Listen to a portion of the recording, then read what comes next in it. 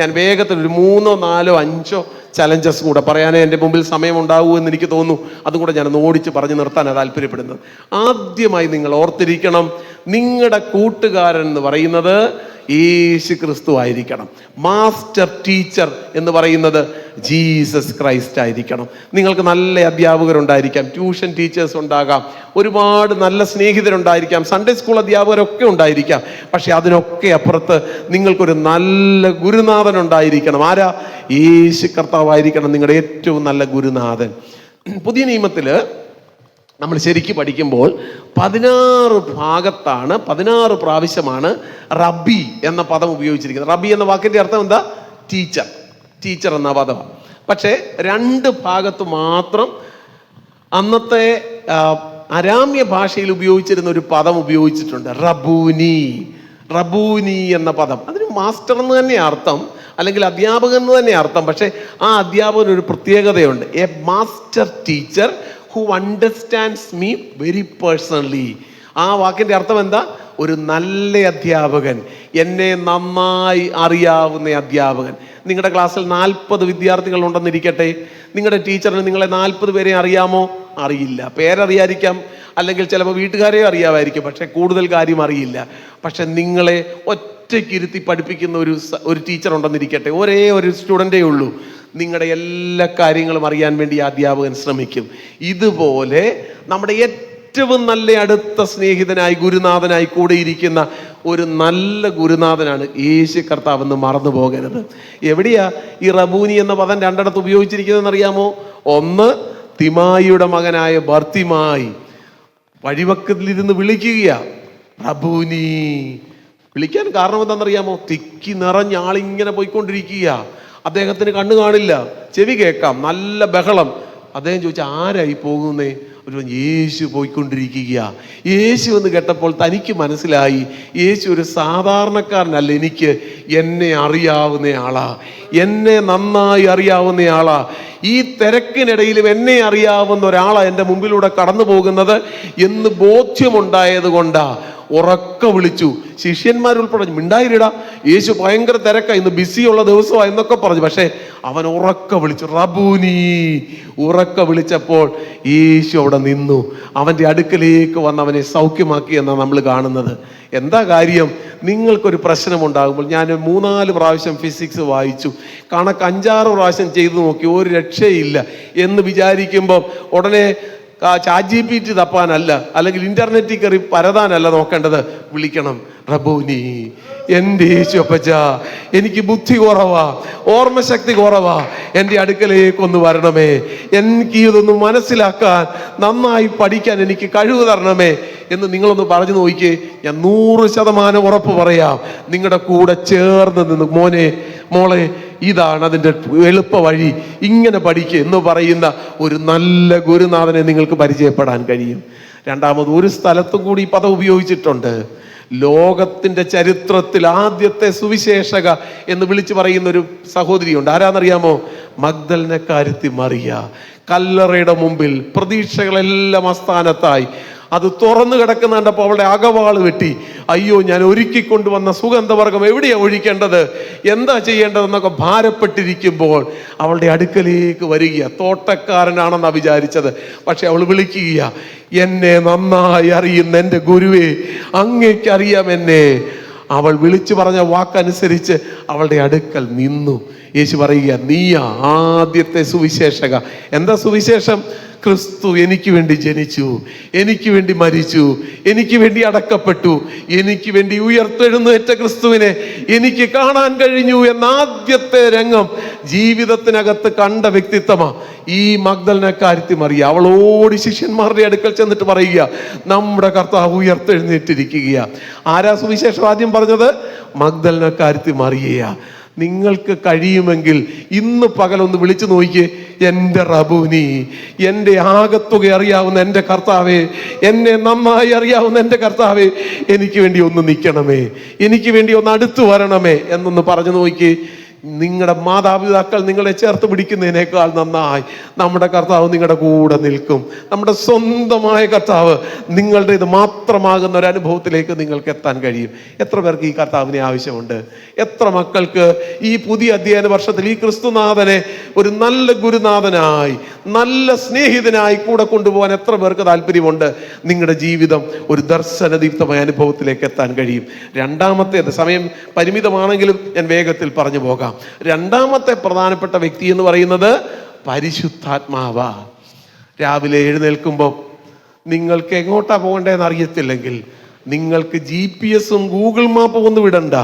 ഒറ്റ കാര്യം ചെയ്താൽ മതി. എൻ്റെ നല്ല പരിശുദ്ധാത്മാവേ, എനിക്ക് വഴി പറഞ്ഞു തരണേ. ഞാൻ എങ്ങോട്ടാ പോകേണ്ടതെന്ന് പറയണമേ. ഇടത്തോട്ടാണോ പോകേണ്ടത്, വലത്തോട്ടാണോ? ഈ കൂട്ടുകാരിയാണോ എനിക്ക് നല്ലത്, ഈ കൂട്ടുകാരനാണോ? ഇവൻ്റെ കൂടാണോ പോകേണ്ടത്, ഇവളുടെ കൂടാണോ പോകേണ്ടത്? എന്താ ചെയ്യേണ്ടതെന്ന് അറിയാതെ ഭാരപ്പെടുന്ന സാഹചര്യങ്ങളിൽ നിങ്ങൾക്ക് വേണ്ടി വഴി പറഞ്ഞു തരാൻ പരിശുദ്ധാത്മാവ് നിങ്ങളുടെ സമീപത്തുണ്ട്. പക്ഷെ ഒരു കാര്യമുണ്ട്, ഒരു കണ്ടീഷനുണ്ട്. നിങ്ങൾക്ക് പരിശുദ്ധാത്മാവുമായിട്ട് സംസാരിക്കാനുള്ള അനുഭവം ഉണ്ടാകണം. നിങ്ങൾ പറഞ്ഞാൽ പോരാ, പരിശുദ്ധാത്മാവ് പറയുന്നത് നിങ്ങൾക്ക് കൂടെ കേൾക്കാൻ കഴിയണം. ഞാൻ രാവിലെ തുടങ്ങിയപ്പോൾ ഒരു കാര്യം പറഞ്ഞ് നിങ്ങൾക്ക് ശ്രദ്ധിച്ചു കാണുമായിരിക്കും. 16-ാം അധ്യായത്തിൻ്റെ 6-ാമത്തെ വാക്യത്തിൽ നമ്മൾ അവിടെ കാണുന്നത് പരിശുദ്ധാത്മാവ് പൗലോസിനെ വിലക്കി എന്ന. നിങ്ങളെ ചിലപ്പോൾ വിലക്കും, മോനെ മോളെ ഈ വഴി പോകല്ലേ, ഈ കൂട്ട് നിനക്ക് ആവശ്യമില്ല എന്ന് പറയുമ്പോൾ അത് കേൾക്കാനുള്ള മനസ്സുണ്ടാകണം. യേശു കർത്താവേ, പരിശുദ്ധാത്മാവേ, അങ്ങ് പറഞ്ഞത് എനിക്ക് മനസ്സിലായി, ഞാൻ തിരിയുകയാ, ഞാൻ ഈ വഴി മാറുകയാ എന്ന് പറയാൻ മനസ്സുണ്ടെങ്കിൽ നിങ്ങളെ നേർവഴിക്ക് കൊണ്ടുപോകുന്ന പരിശുദ്ധാത്മാവ് നിങ്ങളുടെ കൂടെ എപ്പോഴും ഉണ്ടാകും. എത്ര പേർക്ക് വേണം ഈ പരിശുദ്ധാത്മാവിനെ ഗൈഡായിട്ട്? എത്ര പേർക്ക് ഈ പരിശുദ്ധാത്മാവിൻ്റെ കൂടെ പോകാൻ താല്പര്യമുണ്ട്? തീർച്ചയായിട്ടും നിങ്ങളെ മുൻപോട്ട് നയിക്കാൻ പരിശുദ്ധാത്മാവ് നിങ്ങളുടെ കൂടെ ഉണ്ടാകും. മൂന്നാമത്തെ പ്രധാനപ്പെട്ട വ്യക്തിത്വം എന്ന് പറയുന്നത് ദൈവത്തിൻ്റെ വചനമാണ്. 185 രൂപ കൊടുത്ത് ബൈബിൾ സൊസൈറ്റിയിൽ നിന്ന് മേടിച്ച വേദപുസ്തകത്തിൻ്റെ കാര്യമല്ല ഞാൻ പറയുന്നത്. ഇതിനകത്ത് ജീവനുള്ള വചനമുണ്ട്. ഇത് വായിക്കണം. തലേണയുടെ അടിയിൽ പേടി കിട്ടാതിരിക്കാൻ വെക്കുന്ന സാധനമല്ല ഇത് കേട്ടോ. ഇത് എല്ലാ ദിവസവും രാവിലെയും വൈകിട്ടും വായിച്ച് ഹൃദിസ്ഥമാക്കണം. വചനമകത്ത് കയറുമ്പോൾ വചനം പറഞ്ഞ് നിങ്ങൾക്ക് രക്ഷപ്പെടാൻ കഴിയും. അത്യുന്നതന്റെ മറവിൽ വസിക്കുകയും സർവശക്തന്റെ നിഴലിൻ കീഴിൽ പാർക്കുകയും ചെയ്യുന്നവൻ യഹോവയെ കുറിച്ച് അവനെന്റെ സങ്കേതവും കോട്ടയും. ജീവിതത്തിന്റെ പ്രതിസന്ധികളുടെ ഘട്ടമെത്തുമ്പോൾ വചനം അങ്ങോട്ടൊന്ന് ഉച്ചരിച്ച് നിങ്ങളുടെ മുമ്പിൽ വരുന്ന പ്രതിസന്ധി വഴിമാറിപ്പോകുന്നത് കാണാൻ കഴിയും. നിങ്ങളുടെ അടുക്കലേക്കാണ് പ്രതിസന്ധി വരുന്നത്, പക്ഷേ വചനം വിളിച്ചു പറയുമ്പോൾ അത് നിങ്ങളുടെ അടുക്കൽ നിന്ന് മാറിപ്പോകുന്നത് നിങ്ങൾക്ക് കാണാൻ കഴിയും. വചനം നിങ്ങളുടെ ജീവന്റെ വചനമായി മാറണം. അത് ഒരു മാനുവലായി മാറണം. എന്നും ഉപയോഗിക്കാൻ പറ്റുന്ന ഒരു നല്ല മാനുവലായി നിങ്ങളോടൊപ്പം ഉണ്ടാകണം. അത് ഹൃദയത്തിൽ ചേർത്ത് പിടിക്കാൻ കഴിഞ്ഞാൽ നിങ്ങൾക്കൊരു കാര്യം ബോധ്യമാകും, വചനം നിങ്ങളെ മുൻപോട്ട് നയിക്കാനിടയാകും. ഏത് പ്രതിസന്ധിയുടെ മുമ്പിലും നിങ്ങളുടെ കാലിന് ദീപമായി, നിങ്ങളുടെ പാതയ്ക്ക് പ്രകാശമായി, ഇരുള് മൂടിയ സാഹചര്യത്തിന്റെ മധ്യത്തിലൂടെ കടന്നു പോകുമ്പോൾ നിങ്ങളുടെ കണ്ണുകൾ പ്രകാശിക്കും. ഇതാ വഴി, ഇത് കുഴിയല്ല, ഇത് വഴിയാ എന്ന് നിങ്ങളെ പറഞ്ഞു തരാൻ ഈ വചനം നിങ്ങളുടെ കൂടെ ഉണ്ടാകും. ഇന്ന് പകലിൽ വചനത്തെ ചേർത്ത് പിടിക്കണം. വേദപുസ്തകം കൃത്യമായി ക്രമീകൃതമായി വായിക്കണം. എല്ലാ ദിവസവും കൂടെ കൊണ്ടുപോകണം. അങ്ങനെയാണെങ്കിൽ നിങ്ങൾക്ക് ഈ വചനത്തിൽ നിന്ന് അന്യപ്പെട്ടു പോകാൻ ഇടയാകില്ല. നമ്മൾ ഒത്തിരി ഇന്നിപ്പം മത്സരത്തിന് വേണ്ടി വചനം വായിക്കുന്നവരായിട്ടൊക്കെ മാറുന്ന ഒരു സമൂഹമായി, അത് IPC-യിലായാലും AG-യിലായാലും എല്ലാം അങ്ങനെയൊക്കെ മാറിക്കൊണ്ടിരിക്കുക. കുഞ്ഞുങ്ങളെ ഇങ്ങനെ മത്സരാർത്ഥികളായി പഠിപ്പിക്കുന്ന ഒരു രീതി അല്ല. അത് വേണം, വേണ്ടാന്ന് ഞാൻ പറയുന്നില്ല. പക്ഷേ അത് ഹൃദയത്തിനകത്ത് ജീവിതത്തിൻ്റെ ഭാഗമായിട്ട് മാറിയാൽ നിങ്ങളുടെ ജീവിതത്തിൽ ഒരിക്കലും പരാജയം നിങ്ങളെ രുചിക്കുവാൻ ഇടവരില്ല. നിങ്ങൾക്ക് മുൻപോട്ട് പോകാനുള്ള അനുഭവങ്ങൾ ഉണ്ടാകും. വചനം നിങ്ങൾ ചേർത്ത് പിടിക്കാൻ ഇടയാകണം. നാലാമത്തെ പ്രധാനപ്പെട്ട അനുഭവം എന്ന് പറയുന്നത് കുടുംബമാണ്, ഫാമിലി. എന്താ ഫാമിലിയുടെ പ്രത്യേകത? നിങ്ങൾക്ക് എപ്പോഴും ഓർത്തിരിക്കണം, നിങ്ങളെ ചേർത്ത് പിടിക്കാൻ ഒരു നല്ല കുടുംബമുണ്ട്. അപ്പനും അമ്മയും അടങ്ങുന്ന അനുഗ്രഹീതമായ ഒരു കുടുംബം എന്ന് പറയുന്ന സംവിധാനം ക്രൈസ്തവ ഓരോരുത്തർക്കും ദൈവം അനുഗ്രഹിച്ച് തന്നിട്ടുള്ളതാണ്. ചിലപ്പം വികലതകളൊക്കെ ഉണ്ടാകാം. ചിലപ്പോൾ നമ്മൾ പ്രതീക്ഷിക്കുന്ന തരത്തിലുള്ള അപ്പനും അമ്മയൊന്നും ആയിരിക്കണമെന്നില്ല. നമുക്ക് ചോയ്സ് ഇല്ലാത്ത ഒരു സാധ്യതയാണ് ഈ കുടുംബം എന്ന് പറയുന്നത്. നമ്മൾ ഒരിക്കലും ദൈവം എന്നോട് പറയുക, നീ എവിടോട്ടാ, ഭൂമിയിൽ ഏത് വീട്ടിലോട്ടാ പോകേണ്ടത് എന്ന് ചിന്തിച്ചായിരുന്നു നമ്മളൊക്കെ ഓരോരുത്തരും എവിടെ പറഞ്ഞേനെ, അംബാനി കൊള്ളാമോ, അംബാനിയാ ഈ ഇന്ത്യയിലെ ഏറ്റവും വലിയ ധനാട്യൻ, അല്ലെ ബിൽ ഗേറ്റ്സാ ലോകത്തിലെ ഏറ്റവും, അയാളുടെ മോനായിട്ട് മോളായിട്ട് ജനിച്ചിരുന്നെങ്കിൽ എന്ന് നമ്മൾ ചോയ്സ് പറയത്തില്ലേ? നമുക്കവിടെ ചോയ്സ് ഇല്ല. ഇന്ന് നമുക്ക് കിട്ടിയിരിക്കുന്ന അപ്പനും അമ്മയും ദൈവത്തിൻ്റെ പദ്ധതിയുടെ ഭാഗമാണ്. ആ പദ്ധതിയുടെ ഭാഗമായിരിക്കുമ്പോൾ നിങ്ങൾ ഓരോരുത്തരും ജീവിതത്തിനകത്ത് കുടുംബം എന്ന് പറയുന്ന സംവിധാനത്തെ ചേർത്ത് പിടിക്കാനായിട്ട് കഴിയണം. എങ്ങനെയാണ് ചേർത്ത് പിടിക്കാൻ കഴിയുന്നത്? വളരുന്ന കുടുംബമായി. നിങ്ങൾക്ക് ഓരോരുത്തർക്കും ഓരോ റോളുണ്ട് കുടുംബത്തിനകത്ത്. എന്ത് റോളാണ് ഓരോരുത്തർക്കും ഉള്ളത്? അത് ആദ്യം മനസ്സിലാക്കണം. കുഞ്ഞുങ്ങളാണെങ്കിൽ നിങ്ങൾക്ക് നിങ്ങളുടേതായ റോളുണ്ട്. പ്രാർത്ഥിക്കാൻ, വചനം വായിക്കാൻ, കുടുംബത്തിൽ ഓരോരുത്തരോടും സ്നേഹം പങ്കിടാൻ, ഇതെല്ലാം നമ്മുടെ ഓരോരുത്തരുടെയും കടമയാണെന്ന് തിരിച്ചറിഞ്ഞുകൊണ്ട് നിങ്ങളത് നന്നായിട്ട് നിർവഹിക്കാൻ കഴിയണം. അപ്പന്മാരാണേലോ കുടുംബത്തിൻ്റെ നാഥനായി നിലനിൽക്കാനായിട്ട് കഴിയണം. അമ്മമാരാണെങ്കിലോ കുടുംബത്തിൻ്റെ ഹൃദയമായി മാറാൻ കഴിയണം. ഞാൻ പറയാറുണ്ട്, അപ്പൻ തലച്ചോറും അമ്മ ഹൃദയവുമായി. ഇത് രണ്ടും കൂടെ ഒന്നിച്ച് വർക്ക് ചെയ്താലേ ഒരു സിസ്റ്റം ശരിക്കും വർക്ക് ചെയ്യത്തുള്ളൂ. എപ്പോഴും ഹൃദയം അങ്ങ് ഇടിച്ചുകൊണ്ടിരിക്കുക, തലച്ചോറൊന്നും പറയുന്നില്ലെങ്കിൽ സംഗതി നേരെ പോകില്ല. എന്നാൽ ഇത് രണ്ടും കൃത്യമായിട്ടാണ് വർക്ക് ചെയ്യുന്നെങ്കിൽ സിസ്റ്റം ക്രമീകൃതമായി മുൻപോട്ട് പോകാനായിട്ട് കഴിയും.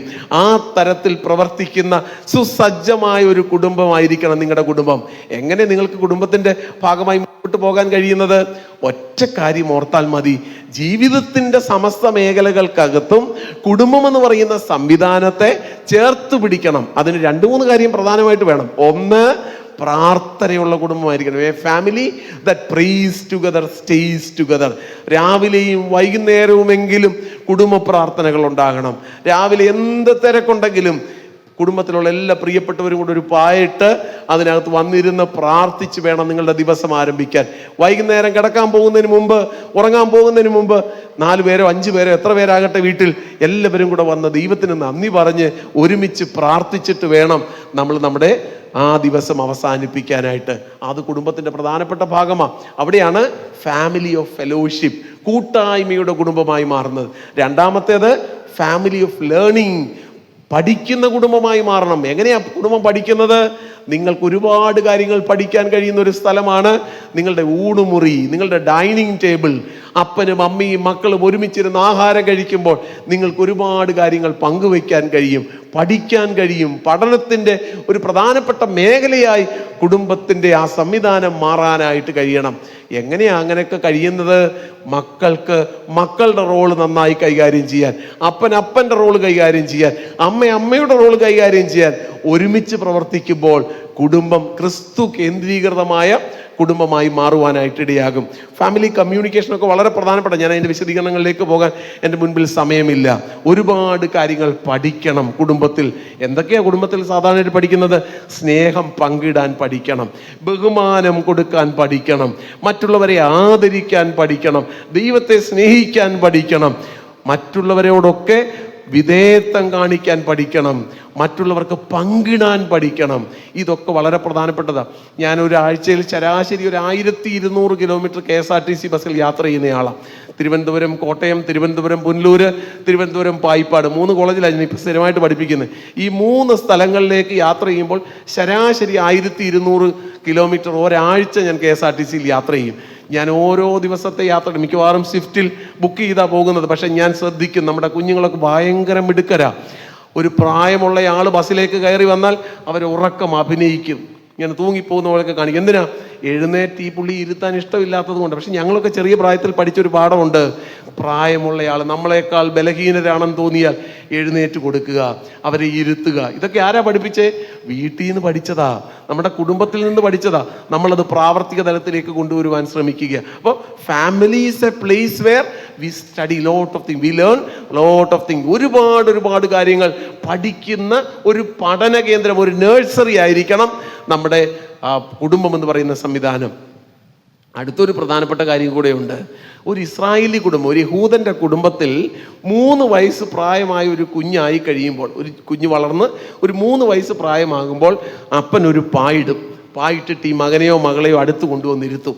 ഇരുത്തിയിട്ട് പറയും, മക്കളെ, നിങ്ങൾ ഓർമ്മയിൽ നിൽക്കേണ്ട ഒരു പ്രധാനപ്പെട്ട ഭാഗം നമ്മുടെ കയ്യിലുള്ള തനാക്ക് എന്ന അവരുടെ വേദപുസ്തകത്തിൻ്റെ പേര്, തനാക്ക്. പേര് മറന്നു പോകരുത്.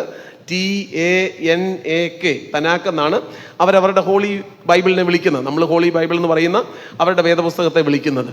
ഈ തനാക്കിൽ ഒരു പ്രധാനപ്പെട്ട ഭാഗമുണ്ട്. അത് തോറയിലാണ് കിടക്കുന്നത്. ആദ്യത്തെ 5 പഞ്ചഗ്രന്ഥങ്ങൾക്കകത്ത് അത് കിടക്കുന്നത്. എവിടെയാണെന്ന് അറിയാമോ? നമ്മുടെ പുസ്തകത്തിനകത്തെ ആണെങ്കിൽ ആവർത്തന പുസ്തകം 6-ാം അധ്യായം 4 മുതൽ 9 വരെയുള്ള വാക്യങ്ങൾ. വീട്ടിൽ പോയി അത് വായിക്കണം കേട്ടോ. റെഫറൻസ് എഴുതി വെക്കണം, വായിക്കണം. ആവർത്തന പുസ്തകം ഡ്യൂട്രോണമി ചാപ്റ്റർ 6 വേഴ്സസ് 4 to 9. ആവർത്തന പുസ്തകം 6-ാം അധ്യായം 4 മുതൽ 9 വരെയുള്ള വാക്യങ്ങൾ. എന്താ അപ്പൻ പറഞ്ഞു കൊടുക്കുന്നതെന്ന് അറിയാമോ? അപ്പൻ വീട്ടിൽ പറഞ്ഞു കൊടുക്കുന്ന ഏറ്റവും പ്രധാനപ്പെട്ട കാര്യം, മോനെ നീ വ്യത്യസ്തനാ, മോളെ നീ വ്യത്യസ്തയാ, നീ എല്ലാരെയും പോലെയല്ല, നമ്മൾ ഇസ്രായേല്യരാ, നമ്മൾ യഹൂദനാ. എന്താ അതിന്റെ വ്യത്യാസം? നമ്മൾ ഭൂമി വെളിയിലേക്ക് ഇറങ്ങുമ്പോൾ അവിടെ ഒരുപാട് ദൈവങ്ങൾ കാണും. വെള്ളനാട്ടോട്ട് നിങ്ങൾ ഇറങ്ങുമ്പോൾ പല രൂപത്തിലും ഭാവത്തിലുമുള്ള ദൈവങ്ങളെയൊക്കെ കാണാം അല്ലേ? ഇതൊക്കെ കാണുമ്പോൾ നമ്മളെന്ത് തിരിച്ചറിയണം? ഞങ്ങളുടേതല്ലിത്, ഞങ്ങൾക്കൊറ്റ ദൈവമേ ഉള്ളൂ. അവിടെ ഉപയോഗിച്ചിരിക്കുന്ന പദം നിങ്ങൾ ഇസ്രായേലേ കേൾക്ക, യഹോവയായ ദൈവം നമ്മുടെ ദൈവമാ. ഈ പദമാണ് ആദ്യമായിട്ട് അവർ പറഞ്ഞു കൊടുക്കുന്നത്. അതിന് എബ്രായ ഭാഷയിൽ വിളിക്കുന്ന പേര് ഷേമ എന്ന, SHEMA. ക്ഷേമ എന്ന് പറഞ്ഞാൽ അടിസ്ഥാനമായി ഓരോ ഇസ്രായേലിനും പഠിച്ചിരിക്കേണ്ട ആദ്യത്തെ ഭാഗമാണ് ആവർത്തന പുസ്തകം 6-ാം അധ്യായം 4 മുതൽ 9. നമ്മുടെ കുഞ്ഞുങ്ങൾ പലർക്കും അത് കാണാറിയാം. ആ വാക്യം കാണാതെ പഠിക്കണം. ഇസ്രായേലിനോട് പറയുന്ന പ്രധാനപ്പെട്ട കാര്യം, പുതിയ നിയമ ഇസ്രായേലായ നമ്മളോടും പറയുക, നിങ്ങൾക്ക് ഈ ലോകത്തേക്ക് ഇറങ്ങുമ്പോൾ അവരുടെ കൂടെ ജീവിക്കാൻ പറ്റില്ല, അവരെ പോലെ ജീവിക്കാൻ കഴിയില്ല, വേർപാട് പാലിക്കണം. നമുക്കൊറ്റ ദൈവമേ ഉള്ളൂ, ആ ദൈവത്തെ മാത്രം സേവിച്ചുകൊണ്ട് സ്നേഹിച്ചുകൊണ്ട് മുൻപോട്ട് പോകണം. ഇതെവിടെ നിന്നാണ് പഠിച്ചത്? കുടുംബം, ഫാമിലിയാണ് പഠിപ്പിച്ചത്. ഞാൻ ഒരൊറ്റ കാര്യം, എൻ്റെ സമയം തീരുക, ഞാൻ വേഗത്തിൽ നിർത്താം. അടുത്തൊരു പ്രധാനപ്പെട്ട കാര്യം കൂടെ പഠിക്കുന്ന കുടുംബത്തിനകത്ത് ഒത്തിരി കാര്യങ്ങൾ ഗുണമുണ്ടാകും അല്ലേ? എന്തൊക്കെയാ? Love, success, happiness, togetherness, support എന്ന് പറയുന്ന കൺസെപ്റ്റ്സ്. ഇതെല്ലാം ഫാമിലിയിൽ നിന്ന് ലഭിക്കുന്നതാ. നമ്മളെ ചേർത്ത് പിടിക്കാൻ, നമ്മളെ മനസ്സിലാക്കാൻ, നമ്മളെ അറിയാൻ, നമ്മൾ വളരാൻ, ഇതെല്ലാം ദൈവം നമുക്ക് വെച്ചിരിക്കുന്ന ഒരു സംവിധാനമാണ് കുടുംബം എന്ന് പറയുന്നത്. നിങ്ങൾക്കൊരു പ്രശ്നമുണ്ടായി, ഒരു പ്രയാസമുണ്ടായി, റോഡിൽ കൂടെ പോയപ്പോൾ ഒരുത്തൻ കല്ലെടുത്തെറിഞ്ഞു, അല്ലെങ്കിൽ എന്തെങ്കിലും കാണിച്ചു, ബസ്സിലൊക്കെ കയറിയപ്പോൾ ഒരുത്തൻ ഞോണ്ടി, ഇതൊക്കെ എവിടെയാ പറയേണ്ടത്? പിയർ ഗ്രൂപ്പിലല്ല, നിങ്ങളുടെ കൂട്ടുകാരോടല്ല പറയേണ്ടത്. അമ്മ എടുക്ക ചെന്ന് പറയണം, അപ്പനോട് പറയണം, വൈകിട്ടത്തെ പ്രാർത്ഥനയ്ക്ക് ഇരിക്കുമ്പോൾ പറയണം, ഇന്ന് എനിക്കൊരു പ്രശ്നമുണ്ടായി. അപ്പൊ അതിന് വേണ്ടുന്ന മുൻകരുതലുകൾ ചെയ്യും. ഇതൊക്കെ പറയാനുള്ളൊരു പ്ലാറ്റ്ഫോമാണ് വീട് എന്ന് നമ്മൾ ആദ്യം മനസ്സിലാക്കണം. അത് ആ തരത്തിലൊരു റിലേഷൻഷിപ്പ് വീട്ടിലുണ്ടാക്കിയെടുക്കണം. അപ്പനും അമ്മയും ആയിരിക്കണം നിങ്ങളുടെ ഏറ്റവും പ്രധാനപ്പെട്ട റിലേറ്റീവ്സ്, ഏറ്റവും നല്ല സ്നേഹനിധികൾ. നാട്ടിൽ കൂടെ പോകുന്നതും വഴിയെ പോകുന്ന പിള്ളേരൊക്കെ നിങ്ങളെ ചേർത്ത് പിടിക്കുമെന്നും ധരിച്ചു പോകരുത്.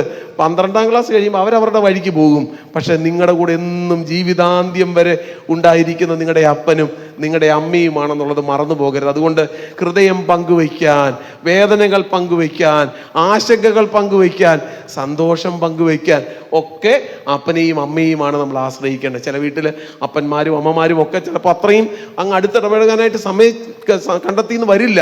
പക്ഷെ അതിനുള്ള സമയം കണ്ടെത്തണം. ഇംഗ്ലീഷുകാരുടെയൊക്കെ വീടുകളിൽ പോയാൽ, ഞാൻ ചില വെള്ളക്കാരുടെയൊക്കെ വീട്ടിൽ പോയി താമസിക്കാൻ എനിക്ക് അവസരം കിട്ടിയിട്ടുണ്ട്. അവരുടെയൊക്കെ വീടുകളിൽ പോയാൽ അവർക്കൊരു ഫാമിലി ടൈം ഉണ്ട് 4 മണിക്ക്. അതിനെ ടീ ടൈം എന്നാണ് അവർ വിളിക്കുന്നത്. ഒരു 2-3 ഗ്ലാസ്, ഇപ്പം വീട്ടിൽ ഒരു 3 അംഗങ്ങളെ ഉള്ളെങ്കിൽ ഞാൻ ഗസ്റ്റായിട്ട് ചെന്ന് 4 ചായയുമായിട്ട് അവിടുത്തെ മദാമ്മ, അവിടുത്തെ അമ്മ വരും. പുള്ളിക്കാരി കൊണ്ടുവെക്കും. ഒരു 4 കുക്കിയെ കൊണ്ടുവെക്കത്തുള്ളൂ. നമ്മളാണെങ്കിൽ 2-3 കവർ ബിസ്ക്കറ്റും ഒക്കെ പൊട്ടിച്ചിടും. അവരങ്ങനെ ചെയ്യത്തില്ല. ഒരു 4 കുക്കിയും കൊണ്ടുവെക്കും, 4 ഗ്ലാസ് ചായയും കൊണ്ടുവെക്കും, അല്ലെങ്കിൽ 4 ഗ്ലാസ് കോഫിയും കൊണ്ടുവെക്കും. ഓരോ സിപ്പ് കുടിക്കുമ്പോഴും വർത്താനം പറയും. എന്തിനാ? അന്നൊരു ദിവസത്തെ അവലോകനം ചെയ്യാനുള്ള സമയമാണ് ടീ ടൈം. ഒരു കുക്കി ഒന്ന് കടിക്കും, അതിനുശേഷം വർത്താനം പറയും. നമ്മളാണെങ്കിൽ 1 പാക്കറ്റ് ബിസ്ക്കറ്റ് മൊത്തം കഴിച്ചാലും വാ തുറക്കത്തില്ല. അന്നേരം നമ്മൾ വാട്സപ്പിൽ ഇങ്ങനെ മാന്തിക്കൊണ്ടിരിക്കും അല്ലേ? മാറണം, നമ്മൾ മാറണം. വീട്ടിൽ ഇരുന്ന് വർത്താനം പറയണം, അപ്പനോടും അമ്മയോടും ഒക്കെ വർത്താനം പറയണം. കുടുംബ സമയമെന്ന് പറയുന്നത് മൊബൈൽ ഒഴിവാക്കേണ്ട സമയമാണ്, മറ്റെല്ലാ സാധനവും ഒഴിവാക്കേണ്ട സമയമാണ്. ആ സമയത്ത് അത് ഉപയോഗിക്കരുത്, അത് ഉപയോഗിക്കുന്ന അപകടമാണ്. ഞാൻ അതിലേക്ക് വരിക, വിശദമായിട്ട് ഞാൻ സംസാരിക്കാൻ സമയമെടുക്കാം. പക്ഷേ ഇത് വളരെ കൃത്യമായിട്ട് ഓർക്കണം. ഫാമിലി ടൈം, ലേണിംഗ് ടൈമായിട്ട് നമ്മൾ, അങ്ങനെയുള്ള കുടുംബത്തിന് ഇത്രയും കാര്യങ്ങൾ കിട്ടുന്നത്. വിജയം, ടുഗദർനെസ്, നിങ്ങളുടെ കൂടെ ചേർത്ത് പിടിക്കാൻ ആളുണ്ടെന്നൊരു ബോധ്യം. അയ്യോ ഞാൻ ഒറ്റയ്ക്കായിപ്പോയി, ഇനി എനിക്ക് മുമ്പോട്ട് പോകാൻ പറ്റില്ല. ഇല്ല, എൻ്റെ അപ്പൻ എൻ്റെ കൂടെ ഉണ്ടല്ലോ, അമ്മ എൻ്റെ കൂടെ ഉണ്ടല്ലോ, എൻ്റെ സഹോദരന്മാരെൻ്റെ കൂടെ ഉണ്ടല്ലോ. ഈ ബോധ്യം ഉണ്ടാകണമെങ്കിൽ കുടുംബം എന്ന് പറയുന്ന സംവിധാനത്തെ ചേർത്ത് പിടിക്കാനായിട്ട് കഴിയണം. വിശദീകരിക്കേണ്ടതാണ്, പക്ഷേ സമയമില്ല. ഇഫക്റ്റീവ് ഫാമിലീസ് എങ്ങനെയാണെന്നൊക്കെ ഉള്ളത് വിശദീകരിക്കുകയാണ്. ഞാൻ സമയം എടുക്കുന്നില്ല, ഞാൻ ഓടിച്ചു പോവാം. 2-3 ഡെഫിനിഷൻ ചേർത്ത് പറയാം. ഒന്ന് ഞാൻ പറഞ്ഞു, a family that prays together stays together. ഒരുമിച്ച് പ്രാർത്ഥിക്കുന്ന കുടുംബം ജീവിതകാലം മുഴുവൻ നിലനിൽക്കും. പ്രാർത്ഥിക്കാത്ത കുടുംബം ഉണ്ടെങ്കിൽ ഓർത്തോണം, അപകടം മുമ്പിലുണ്ട്. നമുക്ക് തിരുവനന്തപുരത്ത് മാത്രം ഒരു കുടുംബ കോടതിയേ ഉള്ളായിരുന്നു. ഞാൻ തിരുവനന്തപുരത്ത് വരുന്ന കാലത്ത് 2005 ഒറ്റ കുടുംബ കോടതിയുള്ളൂ, അത് വഞ്ചിയൂരായിരുന്നു. ഇപ്പം നമുക്ക് നെടുമങ്ങാട്, നിങ്ങൾക്ക് വളരെ അടുത്തായിട്ട് ഒരെണ്ണം കൂടെ തന്നിട്ടുണ്ട്. എന്തിനാ? ഉമ്മൻചാണ്ടി അവിടുത്തെ കേസെല്ലാം കൂടെ കൂടുന്നു എന്ന് കണ്ടപ്പോൾ തുടങ്ങിയ സാധനമാണ്. 3400 കേസ് അന്ന് വഞ്ചിയൂര് കെട്ടിക്കിടന്നപ്പോൾ ഉമ്മൻചാണ്ടിക്ക് ഇച്ചിരി ഔദാര്യ സ്നേഹം തോന്നിയിട്ട് അദ്ദേഹം ഒരെണ്ണവും കൂടെ അനുവദിച്ചു. ഇപ്പം 2 4000 വീതം കെട്ടിക്കിടക്കുക. ഇത് പരിഹരിക്കാനായിട്ട് ആളില്ല. എന്താ കാരണം? പ്രാർത്ഥനയില്ലാത്ത കുടുംബമാണോ അവിടെ ഓർത്തോണം, അവർ ഒന്നിച്ചു പോകാൻ വലിയ പാടാ. എന്നാൽ പ്രാർത്ഥനയുള്ള കുടുംബമാണെങ്കിൽ, ശരിയായി പ്രാർത്ഥിക്കുന്ന കുടുംബമാണെങ്കിൽ, നിങ്ങളുടെ കുടുംബത്തിൻ്റെ നാഥൻ എന്നും ക്രിസ്തു ആയിരിക്കും. ആ കുടുംബം മുൻപോട്ട് ധൈര്യമായിട്ട് പോകും. മക്കളെ, നിങ്ങളാണ് ആദ്യം അത് ഓർക്കേണ്ടത്. അപ്പനെയും അമ്മയും ചേർത്ത് പിടിച്ച് ഒരുമിച്ചിരുന്ന് പ്രാർത്ഥിക്കാൻ അവസരം കണ്ടെത്തേണ്ടത് മക്കളുടെ ഉത്തരവാദിത്തമാണ്. അങ്ങനെ പ്രാർത്ഥിച്ച് തുടങ്ങി നോക്കിയേ, നിങ്ങളുടെ ഭാവി ഏറ്റവും അനുഗ്രഹമാക്കും. ഏറ്റവും ശോഭനമായ ഭാവി നിങ്ങൾക്ക് ലഭിക്കാനായിട്ട് ഇടവരും. ആ തരത്തിൽ വളരുന്ന കുടുംബങ്ങളായിട്ട് മാറും. ഞാൻ അതിൻ്റെ വിശദീകരണങ്ങളിലേക്ക് പോകുന്നില്ല, ഒത്തിരി വിഷയങ്ങൾ പറയേണ്ടതാ.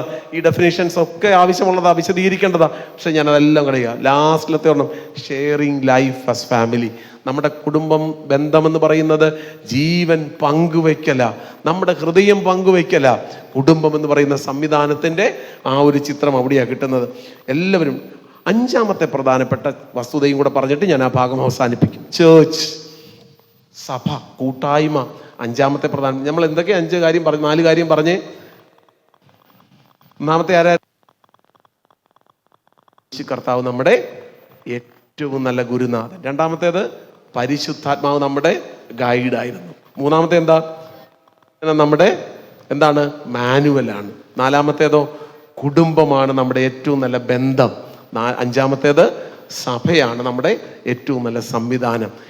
നിങ്ങൾ ഇവിടെ ഇരിക്കുമ്പോൾ നിങ്ങൾ വിവിധ കുടുംബങ്ങളിൽ നിന്ന് വന്നവരാ.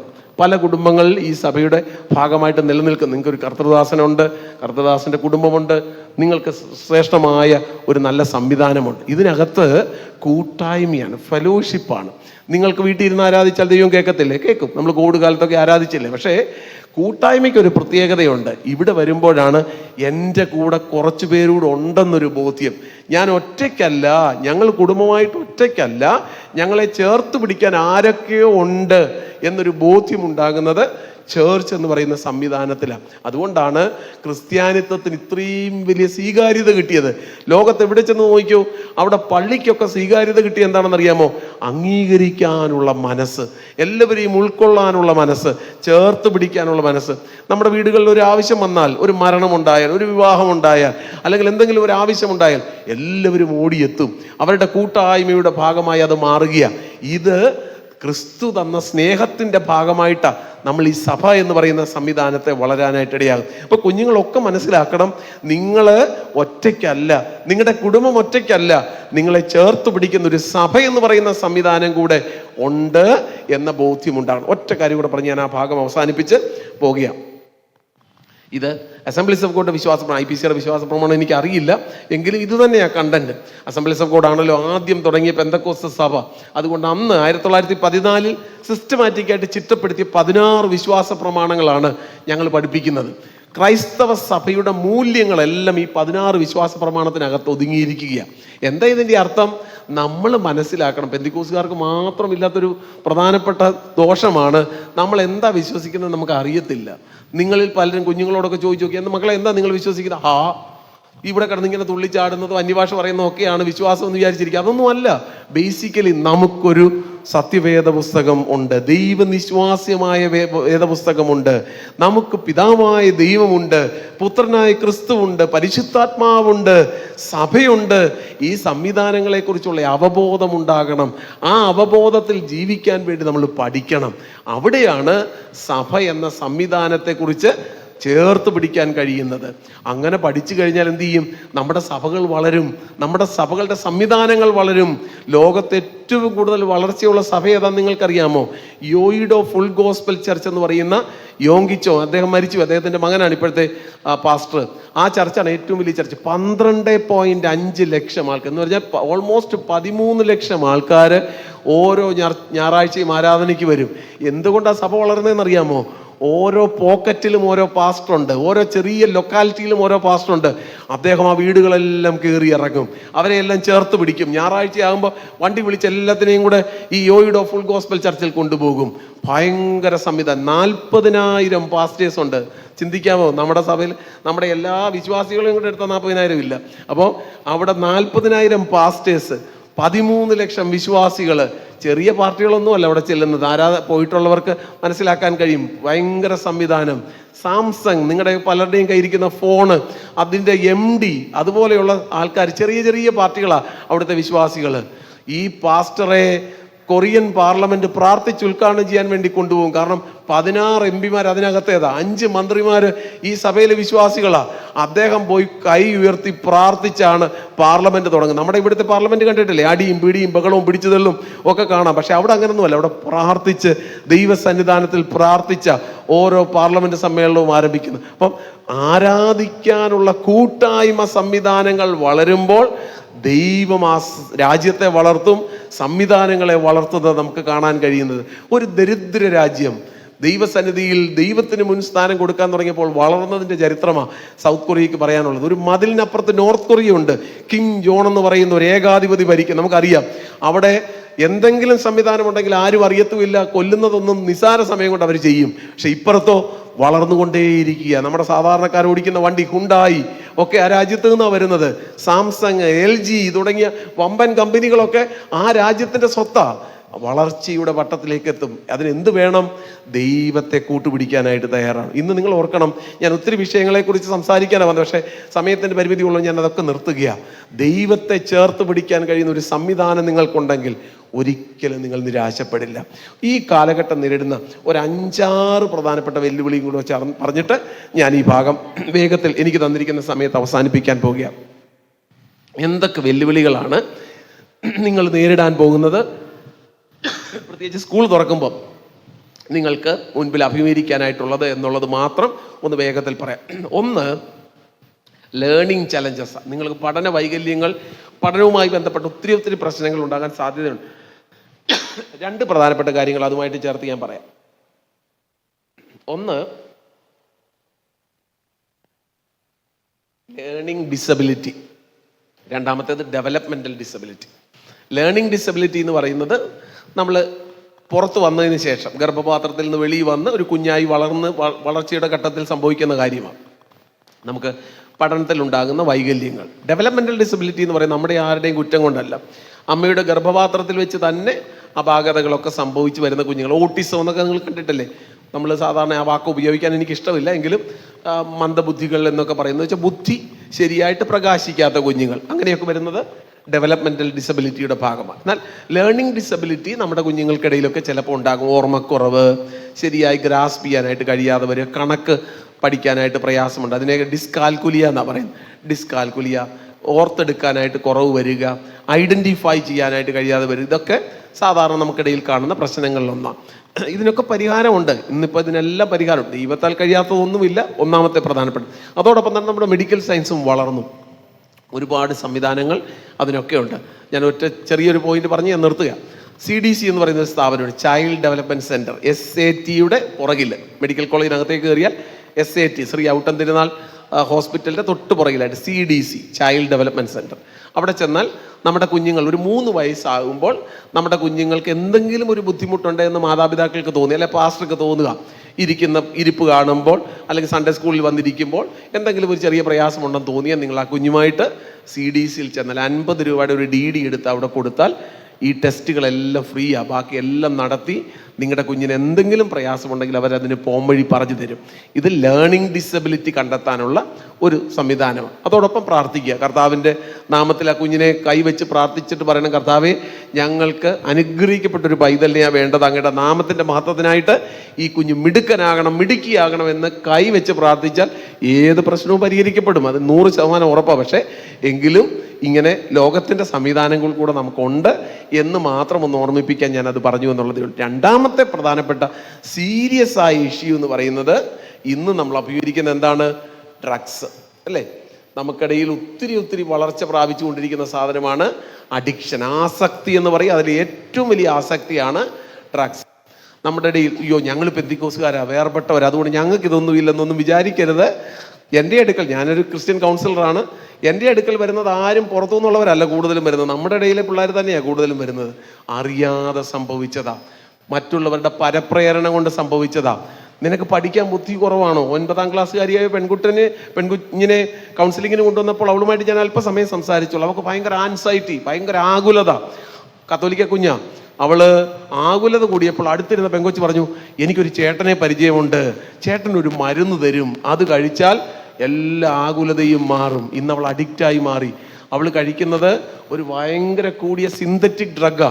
അത് സ്കൂളിൽ പിടിച്ചു, പിന്നെ റീഹാബിലിറ്റേഷൻ സെൻ്ററിലേക്ക് കോട്ടയത്തേക്ക് മാറ്റി, ഒത്തിരി പ്രശ്നങ്ങളിലേക്ക് പോയി. അങ്ങനെയാണ് കൗൺസിലറുടെ അടുക്കലേക്ക് വന്നത്. ഞാൻ പറഞ്ഞു വന്നത്, നമ്മൾ പോലും അറിയാതെ ഈ സാധനം നമ്മുടെ തൊട്ടടുത്തിരിപ്പുണ്ട്, നമ്മളെ സ്വാധീനിക്കാൻ സാധ്യതയുണ്ട്. പക്ഷേ നിങ്ങൾ ക്രിസ്തു കേന്ദ്രീകൃതമായ ഒരു ജീവിതത്തിൻ്റെ ഉടമയാണെങ്കിൽ, പരിശുദ്ധാത്മാവ് നിങ്ങൾ ഗൈഡ് ചെയ്യുന്നുണ്ടെങ്കിൽ, നിങ്ങൾ പറയണം, നോ, എനിക്കത് ആവശ്യമില്ല, എൻ്റെ കർത്താവിനാൽ കഴിയാത്തതായിട്ടൊന്നുമില്ല, അതുകൊണ്ട് എനിക്കിതിൻ്റെ പുറകെ പോകേണ്ട കാര്യമില്ല എന്ന് തീർത്ത് പറയാൻ കഴിയണം. നോ പറയാൻ കഴിയണം. ഇന്ന് നമ്മുടെ കയ്യിൽ കിട്ടുന്ന സാധനങ്ങൾ ഏത് മോഡലാണെന്നൊന്നും അറിയില്ല. ഗുളിക രൂപത്തിലായിരിക്കാം, സ്റ്റാമ്പ് രൂപത്തിലായിരിക്കാം, ഇഞ്ചക്ഷൻ രൂപത്തിലായിരിക്കാം, ഏതെല്ലാം വേണ്ട. ഈ അടുത്ത സമയത്ത് ഒരു പെൺകുട്ടിയെ കുരുക്കിയതിൻ്റെ ആ ചിത്രം ഞാൻ കണ്ടത് വളരെ പേടിച്ചു പോയി. അവളുടെ സ്നേഹിത ഒരു ഗ്ലാസ് ജ്യൂസ് കൊടുത്തതിനകത്ത് വിരലിൻ്റെ അറ്റത്ത് MDMA ഒന്ന് ചെറുതായിട്ടൊന്ന് തൊട്ടിട്ട് ഇതിനകത്ത് ഇങ്ങനെ വെച്ചു. അറിയത്തില്ല, ഇങ്ങനെ ജ്യൂസ് കൊണ്ടുപോകുമ്പോൾ ഇവളുടെ വിരലിൻ്റെ അറ്റം അതിനകത്ത് ഇരിപ്പുണ്ട്. ഇതിനകത്തോട്ട് കലങ്ങിക്കൊണ്ടിരുന്നു. പിറ്റേ ദിവസം ആ സമയം എക്സാക്ട് 24 hours ആയപ്പം ഇവക്ക് വെപ്രാളം, വല്ലാത്ത പ്രയാസം. അവൾ വിളിക്കാൻ തുടങ്ങി, എന്തുവാന്ന് എനിക്ക് അറിയത്തില്ല, എനിക്ക് വല്ലാത്ത ആശങ്ക. പേടിക്കണ്ട, അതിന് പറ്റിയ സാധനം ഞാൻ തരാമെന്ന് പറഞ്ഞ് പരിചയപ്പെടുത്തി. ഇന്നൊരു ഫുൾ ഡ്രഗ് അഡിക്റ്റായി ആ പെൺകുട്ടി മാറി. ഞാൻ പറഞ്ഞു വന്നിട്ട് സാധനം മനസ്സിലായോ? നമുക്ക് പോലും അറിയില്ല ഇതിൻ്റെ സ്രോതസ് എവിടെയാണ്, സോഴ്സ് എവിടെയാണെന്നുള്ളത്. സൂക്ഷിക്കണം, നിങ്ങൾ കരുതിയിരിക്കണം. മാതാപിതാക്കളും കുറച്ച് പേരുണ്ടല്ലോ, നിങ്ങളോട് മാത്രം ഞാനൊരു കാര്യം പറയാം. നമ്മുടെ മക്കളെല്ലാം നല്ല കുഞ്ഞുങ്ങളാണ്, പക്ഷേ എല്ലാ ദിവസവും ഏറ്റവും കുറഞ്ഞത് ആഴ്ചയിൽ ഒരു 3 ദിവസമെങ്കിലും അവരുടെ ബാഗൊക്കെ ഒന്ന് ചുമ്മാ തുറന്ന് നോക്കണം. അതിനകത്ത് എന്തൊക്കെയാണ് സാധനം ഇരിക്കുന്നതെന്ന് നോക്കണം.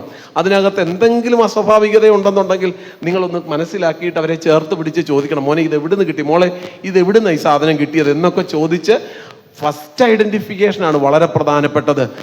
സമയം കൂടുന്നതനുസരിച്ച് അവർ ഇതിനകത്തേക്ക് പെട്ടുപോകാനുള്ള സാധ്യതകൾ കൂടുതലാണ് എന്ന് കൂടെ ഓർപ്പിക്കും. ഞാൻ അത്രയും പറഞ്ഞ ആ ഭാഗം നിർത്തുകയാണ്. നിങ്ങളെ പരിപാലിക്കുന്ന, പരിചരിക്കുന്ന, സൂക്ഷിക്കുന്ന ഒരു ദൈവ സാന്നിധ്യം നിങ്ങളുടെ മേലുണ്ടാകും. മാതാപിതാക്കളോട് ഒരു കാര്യവും കൂടെ പറയാം. സ്കൂളിലേക്ക് നമ്മുടെ കുഞ്ഞുങ്ങൾ രാവിലെ ഇറങ്ങിപ്പോകുമ്പോൾ അവരെ പറഞ്ഞയക്കുന്നതിന് മുമ്പായിട്ട് നിങ്ങളുടെ കരങ്ങൾ ബലഹീനമായിരിക്കാം, പക്ഷെ അവരുടെ തലമേലൊന്ന് വെച്ചിട്ട്, കർത്താവേ, എനിക്ക് എൻ്റെ മകളുടെ കൂടെ, മകൻ്റെ കൂടെ സ്കൂളിൽ പോകാൻ കഴിയില്ല, പക്ഷേ അങ്ങയുടെ സാന്നിധ്യം അവളുടെ കൂടെ പോകണമേ, അവൻ്റെ കൂടെ പോകണമേ, അരുതാത്ത വഴിയിലേക്ക് അവൻ പോകരുതേ എന്ന് ഏൽപ്പിച്ച് പരിശുദ്ധാത്മാവിനെ ഗൈഡ് ചെയ്ത് പറഞ്ഞു വിട്ടേ നിങ്ങളുടെ കുഞ്ഞുങ്ങളെ പരിശുദ്ധാത്മാവ് കാത്തോളും. നിങ്ങളുടെ കുഞ്ഞുങ്ങളുടെ കൂടെ ദൈവത്തിൻ്റെ ദൂതന്മാരുടെ സഞ്ചയം അനുഭവിച്ചറിയുവാനായിട്ട് ഇടയാകും. ആ തരത്തിൽ വളരുന്ന ഒരു സമൂഹമായി മാറണം. ഏർലി ഡിറ്റക്ഷനാണ്. ഇതിൽ നിന്ന് ഒഴിഞ്ഞിരുന്നില്ലെങ്കിൽ ഈ പരുവത്തിലായി പോകാൻ സാധ്യതയുണ്ട് എന്നുകൂടെ മറന്നു പോകരുത്. അതുകൊണ്ട് ഏത് സമയത്തും ഈ തരത്തിലുള്ള വിപത്തുകളെ പ്രതിരോധിക്കാനുള്ള കരുത്ത് നമുക്കുണ്ടാകണം. രണ്ടാമത്തെ അഡിക്ഷൻ എന്ന് പറഞ്ഞാൽ എന്താ? ഡിജിറ്റൽ അഡിക്ഷനാണ്. വളരെ രൂക്ഷമായ സാധനമാണ് അല്ലേ? കോവിഡ് നമുക്ക് അനുഗ്രഹിച്ച് തന്ന സാധനമാണ് സ്മാർട്ട് ഫോൺസ് അല്ലേ? അതിനു മുമ്പ് ഞങ്ങളൊക്കെ മാക്സിമം ശ്രമിച്ച് നമ്മുടെ പിള്ളേരുടെ കയ്യിൽ നിന്ന് ഇതൊന്ന് പിടിച്ച് മേടിക്കാൻ വേണ്ടി, പക്ഷേ ഇപ്പം ഒരു രക്ഷയില്ല, അവരുടെ കയ്യിലായിപ്പോയി. അതുകൊണ്ട് എന്താ സംഭവിച്ചത്? തലച്ചോറ് തകർന്ന ഒരു തലമുറ, ഒരു സമൂഹം നമ്മുടെ മുമ്പിലേക്ക് മാറിയിരിക്കുക. അതാനേ നമ്മൾ കണ്ടില്ലേ, വെഞ്ഞാറമൂട്ടിലെ നമ്മുടെ സ്നേഹിതൻ ഇന്നലെ ആത്മഹത്യ ഒക്കെ ചെയ്യാൻ വേണ്ടി ശ്രമിച്ചിട്ട് അവിടെ ഇങ്ങനെ കോമായിൽ കിടക്കുക. ആശാൻ എന്താ അവൻ ഒരു ഫീലിങ്ങും ഇല്ല. അതിനെ വിളിക്കുന്ന അപ്പതി എന്ന്. അപ്പതി എന്ന് പറഞ്ഞാൽ എന്താ?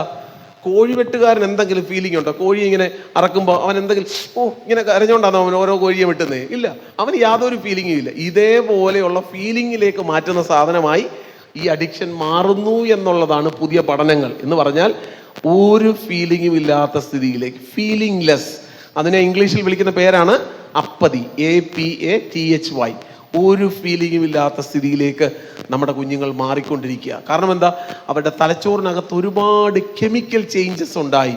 മക്കളെ, നിങ്ങളോട് സ്നേഹം കൊണ്ട് പറയുകയാണ്. ഞാൻ ഒരു അപ്പനാണ്, എൻ്റെ മോനും ഇതിനകത്തിരിപ്പുണ്ട്. അതുകൊണ്ട് വളരെ സ്നേഹത്തോടെ ഞാൻ പറയുകയാണ്, നമ്മൾ ഇതിനകത്തേക്ക് ഇറങ്ങിപ്പോയാൽ നമ്മളെ തിരിച്ചു പിടിക്കാൻ ആർക്കും കഴിയില്ല. നിങ്ങളുടെ തലച്ചോറ് നല്ല തലച്ചോറായിട്ടാണ് ദൈവം തന്നത്. വെറുതെ അത് നശിപ്പിച്ച് കളയരുത്. നമ്മുടെ കണ്ണുകളിലൂടെയാണ് ഇതെല്ലാം കാണുന്നത്, അല്ലേ? നമ്മുടെ കണ്ണുകൾക്കകത്ത് 2 സെൽസാണ് ഉള്ളത്, റോഡ് സെൽസും കോൺ സെൽസും. ഈ സാധനം തകർന്നു പോകാനുള്ള സാധ്യത ഏറ്റവും കൂടുതൽ ഉണ്ടാകുന്നത് ഈ സ്മാർട്ട് ഫോൺസ് ആണ്. ഇതിനകത്തൂടെ വരുന്ന കളർ ചേഞ്ചസ് നമ്മുടെ തലച്ചോറിനെ ബാധിച്ചുകൊണ്ടിരിക്കും. പ്രത്യേകിച്ച് ഇരുട്ടത്ത് കാണുമ്പോൾ നമ്മുടെ കുഞ്ഞുങ്ങളെല്ലാം 10 മണിക്ക് ലൈറ്റൊക്കെ ഓഫ് ചെയ്ത് അപ്പനും അമ്മയും പോയി കിടന്നു കഴിയുമ്പോൾ പിന്നെയും കാണും 2-3 മണിക്കൂർ. എന്ന് പറഞ്ഞാൽ ഇരുട്ടത്ത് ഇത് കാണുമ്പോൾ ഇതിൻ്റെ തീവ്രത വളരെ വളരെ മില്യൺസ് ഓഫ് റേസ് ആണ് തലച്ചോറിനകത്തേക്ക് ബാധിക്കുന്നത്. നമ്മുടെ കുഞ്ഞുങ്ങളുടെ തലച്ചോറ് ഇല്ലാതെ ആയിക്കൊണ്ടിരിക്കുക. അതുകൊണ്ട് ദയവി ഇത് മാക്സിമം ഒഴിവാകണം. ഞാനൊരു കാത്തലിക് സെമിനാരിയിലാണ് എൻ്റെ PhD ചെയ്തത്. കത്തോലിക്കർക്ക് എല്ലാ ആഴ്ചയിലും ഒരു ദിവസം ഡിജിറ്റൽ ഫാസ്റ്റിംഗ് ഉണ്ട്. ഇന്ന് വെള്ളിയാഴ്ച ദിവസം ഞങ്ങളൊക്കെ ഫാസ്റ്റിങ്ങാണ്, ഞായറാഴ്ച ഫാസ്റ്റിങ്ങാണ്. പക്ഷേ നമ്മുടെ ഫാസ്റ്റിംഗ് എന്ന് പറഞ്ഞാൽ എന്താ? ചായ കുടിക്കും, വെള്ളം കുടിക്കും, പിന്നെ ആഹാരം കഴിക്കത്തില്ലെന്നുള്ളതേ ഉള്ളൂ. കത്തോലിക്കരുമൊക്കെ ആണെന്നുണ്ടെങ്കിൽ ഇറച്ചിയും മീനും മുട്ടയും ഒഴിവാക്കും. അത് അവരുടെ ഫാസ്റ്റിംഗ്. പക്ഷേ കത്തോലിക്കർക്ക് അവരുടെ സെമിനാരിക്കകത്തൊരു ഫാസ്റ്റിംഗ്, ഡിജിറ്റൽ ഫാസ്റ്റിംഗ് എന്ന് പറഞ്ഞാൽ എന്താണെന്നറിയാമോ? ആ ദിവസം, ഡിജിറ്റൽ ഫാസ്റ്റിങ്ങിൻ്റെ ദിവസം, സ്മാർട്ട് ഫോണും ഇല്ല, ഫോണും ഇല്ല, ഇലക്ട്രോണിക് എക്യുപ്മെൻസും ഇല്ല, കമ്പ്യൂട്ടറും ഇല്ല, ഒന്നുമില്ല. ഒരു സാധനവും ഉപയോഗിക്കത്തില്ല. ആകെ വേദപുസ്തകമുണ്ട്, നോട്ട്ബുക്കുണ്ട്, പേനയുണ്ട്, ഇത്രയല്ലാതെ വേറെ ഒരു സാധനവും ഒരു ഫുൾ ഡേ നമുക്ക് പറ്റുമോ? നിങ്ങളെ ഞാൻ ചലഞ്ച് ചെയ്യുക. മക്കളെ, നിങ്ങൾക്ക് ഒരു ദിവസം ഫോൺ ഉപയോഗിക്കാതെ ഒരു ദിവസം രാവിലെ തൊട്ട് രാത്രി വരെ, നിങ്ങൾ എഴുന്നേറ്റ സമയം അതിൽ കിടക്കാൻ പോകുന്ന സമയം വരെ ഇത് ഉപയോഗിക്കാതെ ഇരിക്കാൻ പറ്റുമെങ്കിൽ നിങ്ങൾക്ക് ഒരു ഫുൾ അപ്രിസിയേഷൻ, നിങ്ങൾക്ക് അഡിക്ഷൻ ഇല്ല എന്നുള്ളതാണ് ഏറ്റവും വലിയ തെളിവ്. യാതൊരു ആസക്തിയും നിങ്ങളെ ബാധിച്ചിട്ടില്ല എന്നുള്ളതാണ്. പക്ഷെ നമുക്ക് കഴിയുന്നില്ല, നമ്മുടെ കുഞ്ഞുങ്ങൾക്ക് അത് കഴിയുന്നില്ല. വാട്സപ്പ് അഡിക്ഷൻ എന്ന് പറയുന്ന സാധനം വരെ ഉണ്ട് ഇന്നിപ്പം. ഒരു പെങ്കൊച്ചിനെ എൻ്റെ അടുക്കൽ കൊണ്ട് കൈ വിറയ്ക്കുകയാണ്. കൈ വിറച്ചുകൊണ്ടിരുന്നപ്പം അവിടെ അമ്മ പെട്ടെന്ന് സ്മാർട്ട് ഫോൺ എടുത്ത് കയ്യിലോട്ട് കൊടുത്തു, മാറി. എന്താ അതിൻ്റെ കാരണം? അവളുടെ തലച്ചോറുമായിട്ട് അത് റിലേറ്റഡാണ്. ഈ സാധനം കയ്യിലുണ്ടെങ്കിൽ മാത്രമേ ഇത് പിടിച്ചു നിൽക്കാനായിട്ട് കഴിയൂ എന്നൊരു സ്ഥിതിയിൽ എത്തിയിരിക്കുക. ആ തരത്തിൽ മാറുന്ന ഒരു സമൂഹമായി. ഞാൻ അതിൻ്റെ വിശദീകരണങ്ങളിലേക്ക് പോകുന്നില്ല. ഒത്തിരി ഇഷ്യൂസാണ്, സീരിയസ് ആയ ഇഷ്യൂസിലേക്ക് പോകാൻ സാധ്യതയുണ്ട്. ഡിജിറ്റൽ അഡിക്ഷൻ്റെ ഒത്തിരി ഏരിയാസ് ഉണ്ട്. സോഷ്യൽ മീഡിയ, സ്മാർട്ട് ഫോൺസിൻ്റെ ഒത്തിരി ഇഷ്യൂസിലേക്ക് പോകുന്നതാണ്. ഇൻസ്റ്റ, അതുപോലെ തന്നെ ഫേസ്ബുക്ക്, വാട്സപ്പ്, അങ്ങനെ ഒരുപാട് സാധനങ്ങൾ. അവൻ്റെ തലച്ചോറ് മുഴുവൻ നോക്കി, അവൻ്റെ തലയുടെ മണ്ടയ്ക്ക് ഇരിക്കുന്നുണ്ട്. ഇത്രയും സാധനങ്ങൾ നമ്മൾ ഇതും കൊണ്ടായി നടക്കുന്നത്. അതുകൊണ്ട് പഠിക്കേണ്ടതൊന്നുമില്ല, ഗുണമുള്ളതൊന്നുമില്ല, സ്നേഹമെന്ന് പറയുന്ന സാധനമില്ല. എല്ലാം തലച്ചോറിൽ നിന്ന് പോയി. ഇങ്ങനെ കുറേ കമ്പനികൾ മാത്രമായിട്ട് ഈ തല മാറിക്കഴിഞ്ഞിരിക്കുന്നു എന്നുള്ളതാണ് ഇതിൻ്റെ പ്രധാനപ്പെട്ട ഇഷ്യൂ. ഞാൻ അതിൻ്റെ വിശദീകരണങ്ങളിലേക്ക് പോകുന്നില്ല. ഈ ചിത്രം നിങ്ങൾ എപ്പോഴെങ്കിലും കണ്ടിട്ടുണ്ടോ എന്ന് അറിയത്തില്ല. ഞങ്ങളുടെയൊക്കെ ചെറിയ പ്രായത്തിൽ, ഞങ്ങൾ സ്കൂളിൽ പഠിക്കുമ്പോൾ, ഞാനൊക്കെ 10ാം ക്ലാസ്സിൽ പഠിക്കുമ്പോൾ ഒരു 1.5 കിലോമീറ്റർ നടന്നു പോയിട്ട് വേണം പഠിക്കാൻ. ഞങ്ങൾ പോകുന്ന വഴിയിലെ ഓരോ വീട്ടിൽ നിൽക്കുന്ന മാവിൻ്റെയും പേര് ഞങ്ങൾക്കറിയാം. ഈ വീട്ടിൽ കിളിച്ചുണ്ടനാണ്, ഇതിനകത്തും ഈ വീട്ടിൽ മൂവാണ്ടനാണ്, ഇവിടെ നാട്ടുമാങ്ങയാണ്. എങ്ങനെ അറിയാവുന്നേ? ഞങ്ങളുടെ ഈ കല്ലുണ്ട്. ഓരോ മാവിൻ്റെ അടുക്കൽ എത്തുമ്പോൾ നോക്കും, വീട്ടുകാരും വല്ലതും ഉണ്ടോ? ഇല്ല. ഒറ്റ ഏറ് വെച്ച് കൊടുക്കും, 2-3 മാങ്ങ വീഴും, പറക്കി ഓടും. ഇത് സ്ഥിരം പരിപാടിയായിരുന്നു. അവധിക്കാലം അടുക്കുമ്പോഴത്തേക്ക്, മാർച്ചൊക്കെ ആകുമ്പോഴത്തേക്ക് ഈ സാധനം മാങ്ങ ഉണ്ടാകുന്നത്. ഇന്നത്തെ പിള്ളേരാരും മാവേലെറിയുന്നത് ഞാൻ കണ്ടിട്ടില്ല. അങ്ങനെ ഉണ്ടാക്കിയൊരു സാധനമാണ്. ഈ മാങ്ങയുടെ ഗതികേടെന്ന് ഓർത്ത് നോക്കി, തന്നെ വീഴുക എന്നുള്ളതേ ഉള്ളൂ. കാരണം നിന്നെ എറിയേണ്ട എല്ലാ കുഞ്ഞുങ്ങളുടെയും കയ്യിൽ സ്മാർട്ട് ഫോൺ ഉള്ളത് കൊണ്ട് നിന്നെ ഇനി ആരും എറിയത്തില്ല. സുരക്ഷിതരായി മാങ്ങ മാറിയിരിക്കുക. എന്താ അതിൻ്റെ കാരണം? നമ്മുടെ കുഞ്ഞുങ്ങൾ പ്രകൃതിയിൽ നിന്ന് മാറി എന്നുള്ളതാണ് അതിൻ്റെ ഏറ്റവും പ്രധാനപ്പെട്ട കാര്യം. നിങ്ങൾക്കുണ്ടാകുന്ന പ്രധാനപ്പെട്ട അസുഖത്തിൻ്റെ പേരറിയാമോ മക്കളെ? നിങ്ങൾക്കുണ്ടാകുന്ന ഏറ്റവും പ്രധാനപ്പെട്ട അസുഖത്തിൻ്റെ പേര് ബെൻ നെക്ക് സിൻഡ്രോം എന്നാണ് പറയുന്നത്. ബെൻ നെക്ക് സിൻഡ്രോം എന്ന് പറഞ്ഞാൽ എന്താ? ഇങ്ങനെ ഇരിക്കുക, നേരെ നോക്കാൻ പല കുഞ്ഞുങ്ങൾക്കും പറ്റുന്നില്ല. കാരണം ഫുൾ ടൈം ഈ സാധനത്തിൻ്റെ മുമ്പിൽ ഇരുന്ന് നമ്മുടെ പെടലി നോർമലായിട്ട് വളഞ്ഞു കഴിഞ്ഞു. ഈ കസേരുക്കൾ, ഇവിടെ ഇരിക്കുന്ന കസേരുക്കളാണ് സ്പൈനിലേക്ക് ഏറ്റവും അടുത്തിരിക്കുന്നത്. അതിങ്ങനെ വളഞ്ഞ് ഇങ്ങനെ ആയി കഴിഞ്ഞ ഒരു കുഞ്ഞ്. അതുകൊണ്ടെന്താ? നേരെ വർത്താനം പറഞ്ഞാൽ നമ്മുടെ ആ മക്കളാരും നേരെ മുഖത്ത് നോക്കി വർത്താനം പറയത്തില്ല, ഇങ്ങനെ വർത്താനം പറയത്തുള്ളൂ, അല്ലെങ്കിൽ ഇങ്ങനെ കുനിഞ്ഞു കുനിഞ്ഞു പോവാ. ഓരോ വർഷം കഴിയും തോറും ഇത് കൂടിക്കൊണ്ടിരിക്കുന്നു എന്നുള്ള അപകടകരമായ സ്ഥിതി.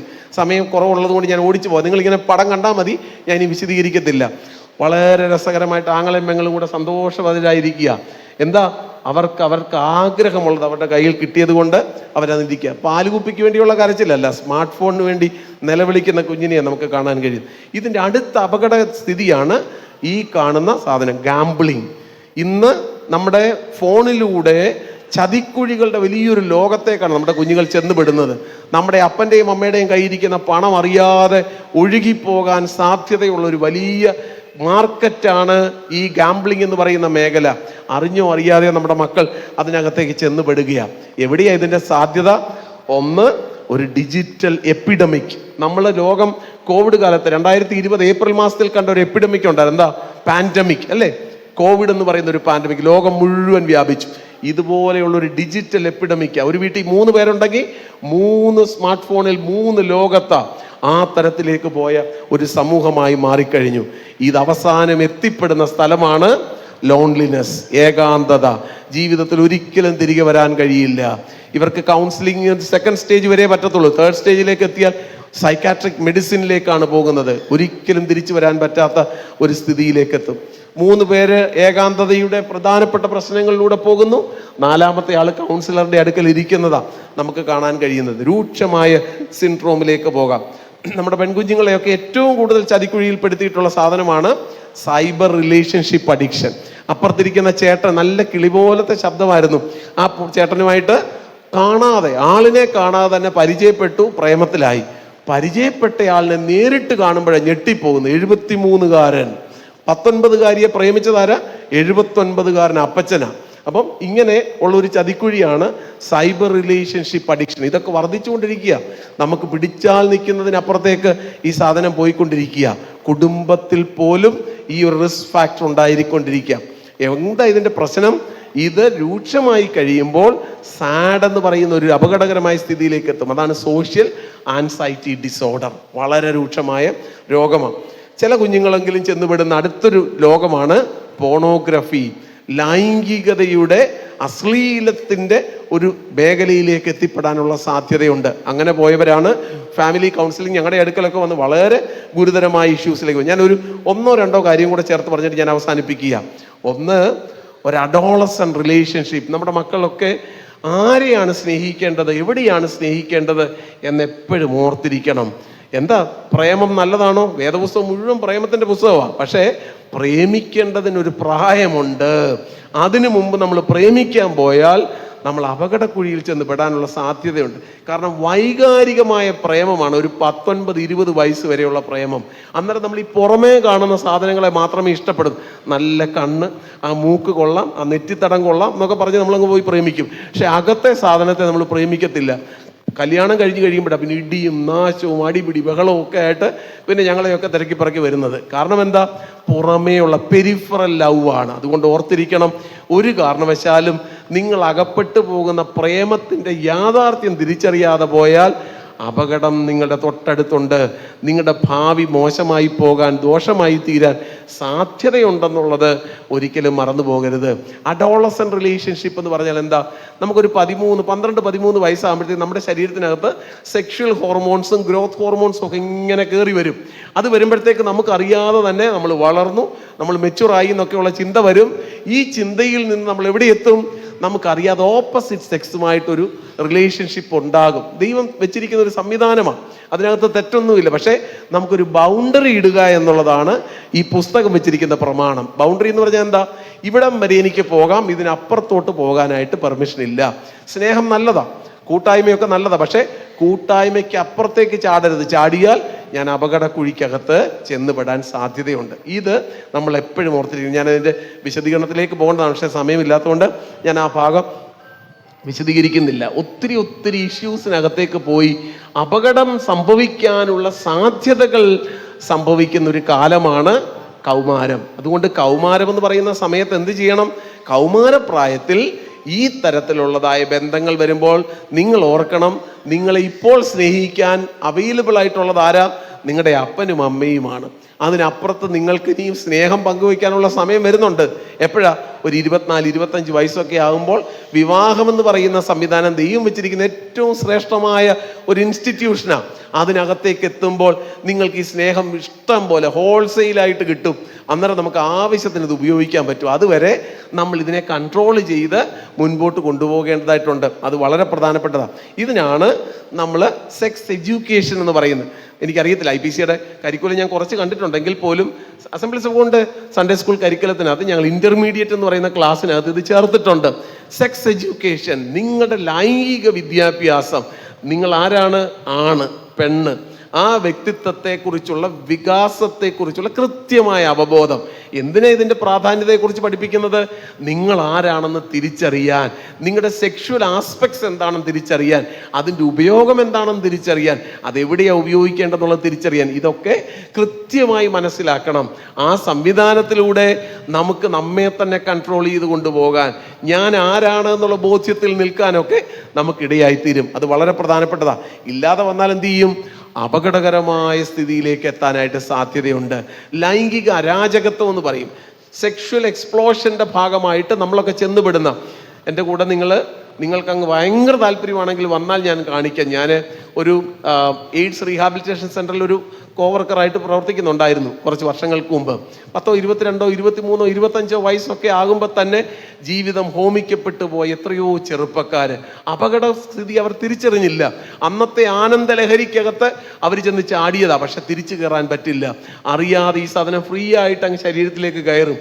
പിന്നെ അവരുടെ ഓരോ അണുക്കളിലും ഇത് വ്യാപിച്ച് എന്നേക്കുമായിട്ട് അതില്ലാതെയാകുന്നൊരു സ്ഥിതിയാണ് പിന്നെ കാണാനായിട്ട് കഴിയുന്നത്. അത് ചതിക്കുഴിയാണ്. അടുത്തൊരു പ്രധാനപ്പെട്ട കാര്യം, ഇന്നത്തെ കാലം എത്തിപ്പെടുന്ന ഒരു ലോകമാണ്. LGBTQ എന്ന് പറയും. എന്ന് പറഞ്ഞാൽ എന്താ? ഞാനൊരു ലെസ്ബിയനാണ്, ഞാനൊരു ഗേ ആണ്, ഞാനൊരു ട്രാൻസ്ജെൻഡർ ആണെന്നൊക്കെ അറിയപ്പെടുന്ന ഒരുപാട് കുഞ്ഞുങ്ങൾ ഇന്ന് കയറി വരുന്നുണ്ട്. ഭാഗ്യത്തിന് ട്രംപ് വന്നതോടുകൂടി അമേരിക്കയിലെ ആ സംവിധാനമൊക്കെ കുറച്ച് ഒതുങ്ങി. അവിടെ ഏതായാലും അതിനെക്കുറിച്ചുള്ള സംവിധാനങ്ങളൊന്നും ഇന്ന് കേൾക്കുന്നില്ല. ഇന്നിപ്പോൾ ഇന്ത്യയിൽ ഒത്തിരി ഇത് കേൾക്കുന്നുണ്ട്. എനിക്ക് ആണായിട്ട് ജനിക്കാനായിരുന്നു ഇഷ്ടം, പക്ഷേ ഞാൻ എങ്ങനെയോ പെണ്ണായി, അതുകൊണ്ട് എനിക്ക് ആണാകണം. എത്രയോ കുഞ്ഞുങ്ങളാണ് കൗൺസിലിങ്ങിന് വരുന്നതെന്ന് അറിയാമോ? നമ്മൾ ഓർത്തിരിക്കണം, വേദപുസ്തകം നമ്മളെ പഠിപ്പിക്കുന്ന ഒരു പ്രധാനപ്പെട്ട, നീ ആരാകണമെന്ന് തീരുമാനിക്കുന്നത് നീ അല്ല, നിങ്ങൾ ആരുമല്ല. ദൈവത്തിൻ്റെ പദ്ധതിയിൽ അത് രേഖപ്പെടുത്തിയിരിക്കുന്ന കാര്യമാണ്. വീട്ടിൽ ചെന്ന് ശാന്തമായിട്ട് വായിക്കണം. 139 സങ്കീർത്തനം, അതിനകത്ത് ദാവീദ് കൃത്യമായിട്ട് പറയുന്നത്, എൻ്റെ അമ്മയുടെ ഗർഭപാത്രത്തിനകത്ത് ഞാൻ ഉരുവാകുന്ന സമയത്ത്, എൻ്റെ ആ ഗർഭപാത്രത്തിനകത്ത് എന്നെ മെടഞ്ഞ ഒരു ദൈവം എന്ന് പറഞ്ഞാൽ അവിടെയുള്ള ഫോമേഷൻ പോലും ചെയ്യുന്നത് ദൈവത്തിൻ്റെ പദ്ധതിയില്ല. അതുകൊണ്ട് നിങ്ങൾക്ക് ചോദ്യങ്ങൾക്കൊന്നും അവിടെ പ്രസക്തിയില്ല.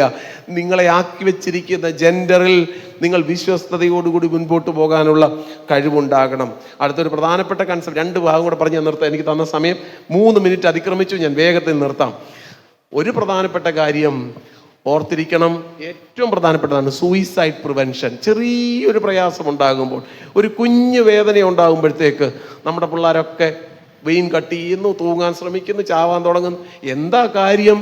ഒറ്റ കാര്യം ഓർത്താൽ മതി, നിങ്ങൾക്ക് ജീവൻ തന്ന ദൈവത്തിൻ്റെ അധികാരത്തിലിരിക്കുന്നതാണ് ജീവൻ. നിങ്ങൾക്ക് ആ ജീവൻ എടുക്കാൻ ഒരിക്കലും അധികാരം ദൈവം തന്നിട്ടില്ല.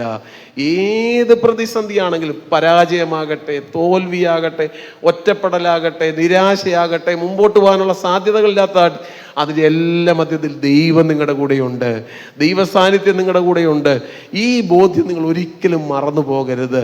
അവിടെയെല്ലാം നിങ്ങളുടെ വീട്ടിൽ കുടുംബാംഗങ്ങളുമായിട്ട് സംസാരിക്കാൻ, ഒറ്റയ്ക്കിരിക്കുന്നത് ഒഴിവാക്കാൻ, അങ്ങനെ ഒരു ചിന്ത വരുവാണെങ്കിൽ ആ ചിന്തയെ ഒഴിവാക്കാൻ വേണ്ടി എന്താ സംവിധാനം എന്നുള്ളത് ഉടൻ കണ്ടെത്തുക എന്നുള്ളതാണ് വളരെ പ്രധാനപ്പെട്ട കാര്യം.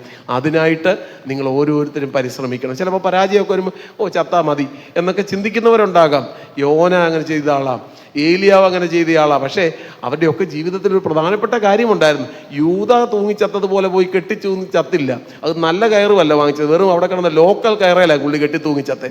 ജീവിതത്തിൽ, നമ്മുടെ ജീവിതത്തിൽ എന്നും ഇതുപോലുള്ള പ്രതിസന്ധികൾ ഉണ്ടാകുമ്പോൾ ഓർത്തോണം, പിശാച് നമ്മളെ വല്ലാതെ അങ്ങ് അപഹരിച്ചുകൊണ്ട് പോകുന്നതിന് തുല്യമാണ്. അവിടെ നിങ്ങളതിനെ ജയിക്കണം. ദൈവം ഒരിക്കലും അങ്ങനെ ഒരു ചിന്ത നിങ്ങളുടെ ഉള്ളിലേക്ക് തരില്ല. ദൈവിക ചിന്തയിലേക്ക് തിരികെ വരാൻ വേണ്ടി ശ്രമിക്കണം.